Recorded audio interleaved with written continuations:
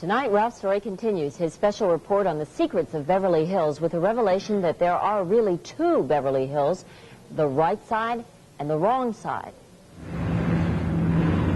I love Beverly Hills. I think Beverly Hills is a great spot. I don't always say I live in Beverly Hills. I usually say West L.A. First, Beverly Hills is two separate places. Beverly Hills is really two cities. I've raised my kids here, even though on the south side of Beverly Hills, and all my friends live on the north side of Beverly Hills. But I think that 2 years from now, everybody I know, or most everybody I know who doesn't live north of the tracks, is going to live someplace else. You see, like every other little town, there's a right and wrong side of the tracks. These old abandoned Southern Pacific rails are the schizophrenia of Beverly Hills, and the tour buses show only one side. It has a very affluent section north of the tracks, and there are still railroad tracks in Beverly Hills. And it has a population consisting of people with children in school, homeowners, senior citizens, which comprise half of the population. They're south of the tracks. The center of life in South Beverly Hills is Roxbury Park.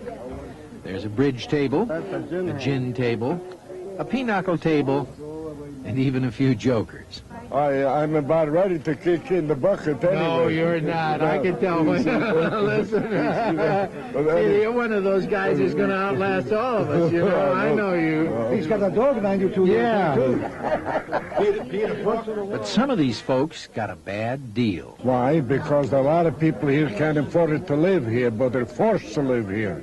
There's no place to move. I think what is happening, the elderly are being driven out of their community, away from their homes.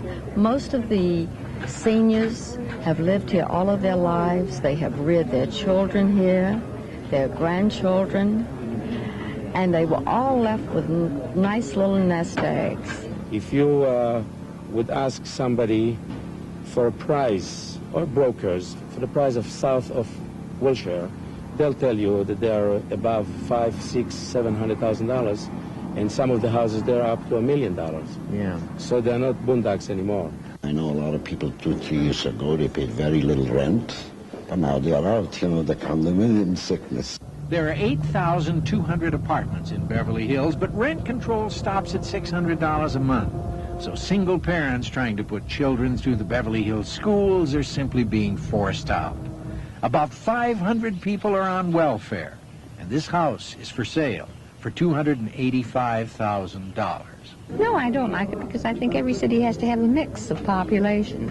And if this becomes a city of just millionaires, it'll die. Of course, not everyone south of the tracks is suffering, but not everyone north of the tracks is rich. no, comfortable, yeah, but not hurting. They were living comfortably. I don't believe all of these people are millionaires, but I would certainly say they're wealthy. So let's just say the wealthy, comfortable, not hurting people live north of the tracks. Their lifestyle and well-manicured mansions are familiar to anyone who's taken a movie star tour. But there's a secret behind all of that beauty. We have the alleys so that nobody has to put their garbage out on the curb, except in a very few areas. The alleys serve as a buffer between neighbors. They serve as a place for the police to go on patrol. 41 miles of alleys for deliveries, utilities, and anything generally unsightly, like rats. We have a major rat problem here. I imagine there are 1 or 2 rats running around the hills of Beverly Hills. Wealthy rats. Wealthy, fat rats. The rats seem to enjoy the palm trees. They love to sit up in the trees there.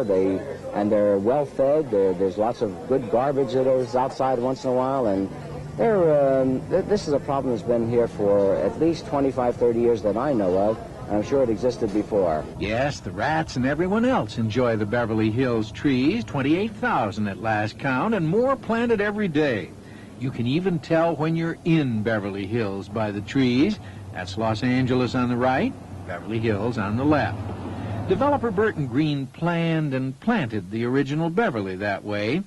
You can't quite see his house in this old photo. In fact, you can't quite see his house today because of the trees.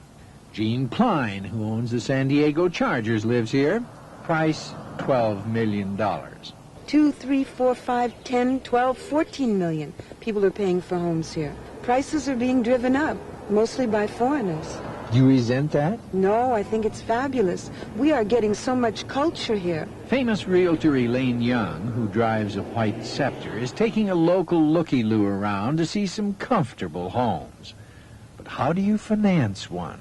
When you buy a house like this, they're generally paying cash.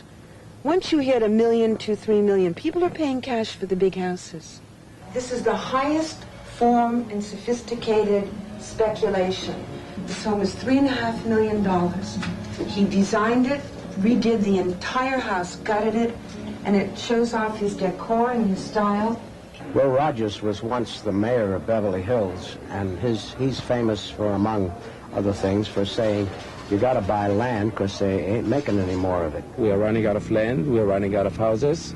That's what makes the prices go up. Barry Dean builds homes in what they call the Beverly Hills Post Office Zone. It's really Los Angeles, but your mail gets a Beverly Hills postmark for those who want status at a discount.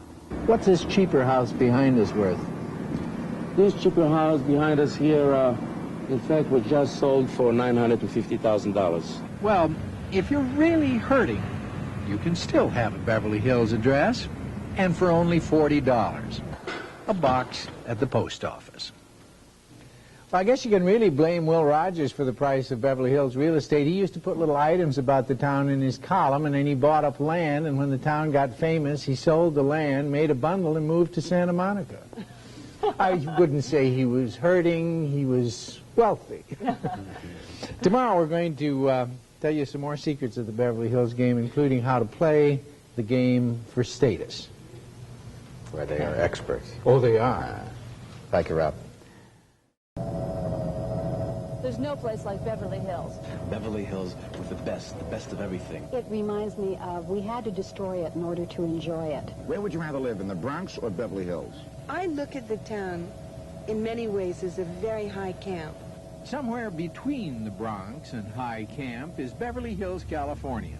Camelot it is not, but neither is it Cucamonga. The natives have their own special rules and rituals, which you might call the Beverly Hills game.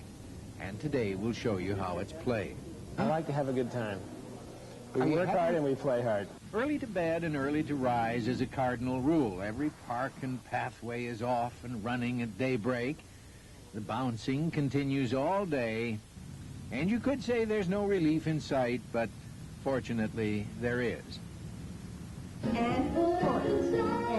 The whole thing is feeling good and having healthy body and sound mind.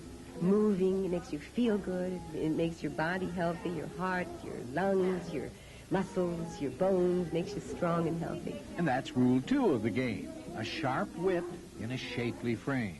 And I'm here because I want to lose weight, because I have a new grandson, and I stopped smoking. So I put on a lot of weight. And I want to become a sex symbol. What a joke. What a joke. I want to have my face lifted next. This is where we come as the watering hole to look beautiful. It's a land of beautiful people. Everybody wants to look their best. You and me and everybody. Isn't beauty supposed to come from the inside? I mean, can you make people beautiful here? It goes together because when a woman looks her best, she feels her best, she's happier, and she projects better, and things go better. You can't just isolate the one from the other. What do you think of the cult of beauty, everybody wanting to be beautiful in Beverly Hills? Well, not only Beverly Hills, I think every woman in the world wants to be beautiful. I love flowers, music, beautiful paintings. Why shouldn't people be beautiful?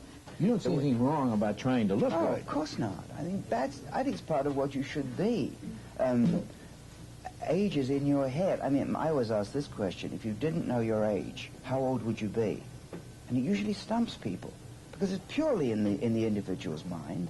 I mean, I'm 53. I feel like a kid. I haven't lessened up in any of my activities, and I hope never to. Why would I? I'm worried about staying beautiful inside Beverly Hills. But beautiful people are only part of the game. Margot Merkin is a car dealer, and fancy cars are a Beverly Hills cliche. For years, the natives have assumed that you are what you drive. I have a Cobra. In my Mercedes. A little BMW like mine. I don't want a Rolls Royce. I've done that now. It's like an... What do you drive now? Now, Cadillac. Ah, but Miss Merkin has changed the rules of the game. For $200 or $300, you can drive a racy roadster like Rudolph Valentino today. You are what you rent. These cars come standard equipment with screaming fans, adoring crowds, and autographs. We have a sheik that comes in that takes his whole entourage with him and drives out in about 10 cars. He takes 2 Clinates, 3 Rolls Royces, 4 Mercedes 450 SLs. It's unbelievable, and they all drive out at the same time. The sheik and his entourage should feel right at home, though. This is one of the local oil wells, and it helps to finance one of the main attractions of Beverly Hills, the schools. I like it best here because my children go to school here, and I'm very proud of the school district. Beverly Hills schools, of course, are famous, and justifiably so. They have an outstanding school system here. It's education that I think really built Beverly Hills. Our teacher salaries are the best in the state, have been for years. The class size is very attractive. Materials and supplies and equipment, we're well supported. We spend this year around $2,700 per pupil. The state average is around $1,700. But Superintendent Ken Peters also told me that enrollment is down. Parents with young children just can't afford a home in Beverly Hills anymore. This is the best place in Southern California for a public high school that you could go to. To send your child through the Beverly Hills High School is one of the main goals of the Beverly Hills game. There are 2,200 very bright, very competitive, above-average students, all preparing for the best college money can buy. A problem, according to phys ed teacher Dixie Zovak. A lot of these parents have really worked and sacrificed to move here. They want to get the best education for their kids. Their kids come into school, and now they are maybe getting B's and C's. They're not going to get into Princeton or Stanford or Harvard. And they're saying, hey, look at how much we sacrificed, and look what you're doing. So the child is under a lot of pressure. And if they can't make it honestly, there's a lot of pressure to cheat. How about the pressure to crack? We have a full-time psychologist on our staff. I think not a whole lot of schools have that. I think values get distorted when we're in pursuit of affluence. Mike Mayer is director of the Maple Center, the busiest mental health counselors west of the Menninger Clinic. For the whole family, you see, playing the game takes its toll. And there really is a game. You start with credit and try to accumulate status.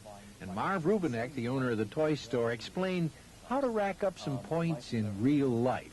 That you can draw great similarities between the game and the actuality of the people themselves. For instance, 10 points for a breakfast meeting at Nate and Al's. Well, we don't have a Wailing Wall, but we have Nate and Al's. 5 points for dinner at the Bistro or Jimmy's, but 10 points for dinner at El Padrino with the Dean of Beverly Hills Chefs, Henry Becker, because he only works Tuesdays and Thursdays. If you spot a celebrity on the street, you lose 5 points if you gush up and say, Hi, Zalba. She says, hello, dear. And you lose 15 if it's Ava. Gain 20 points if you know what's inside the Fowler Museum. And gain 25 points for going to the Ginger Man on Sunday afternoon and pretending not to notice that George Siegel is playing the banjo. Of course, you can lose 20 points if you're seen waiting for the bus. In fact, if you lose enough status points, you have to go to the Valley. But not to worry. You're in good company. I live in the Valley. I live in the San Fernando Valley. I live in the San Fernando Valley, Sherman Oaks, yeah. You mean you go to the Valley? I go to the Valley.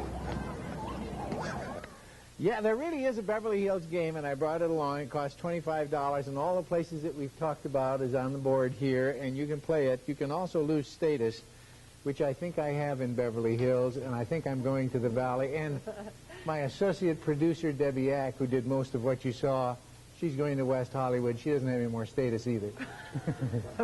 Ralph. Never get beyond the door, Giorgio's. Phil Stout is giving you a mean stare. That's the only one he has.